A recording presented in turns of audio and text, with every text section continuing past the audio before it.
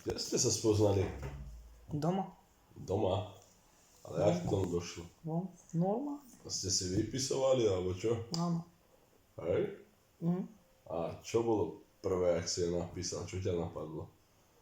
Pičoviny. Ale čo, tak čo? Pičoviny? Najprv sa ti chvelo celé telo, ne? Ne. No? Nebol si z toho taký nejaký nervózny? Nie. Nie. A vy už sa poznáte dávno? Tu rok, dva. Rok, dva. Aha. A čo ťa prvé napadlo, keď si ju uvidel? Že musí byť moja. Čo? Hej, super. Toto sa mi páči. Dobre. A čo ju napadlo, keď ťa uvidela? Čo ja viem? Prečo Neviem, sa aj čakať to nemyslím. nespýtal?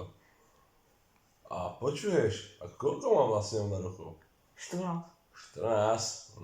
Nevyzerá na 14. 14 má. Počuješ, že ona ľúbi pomaranče?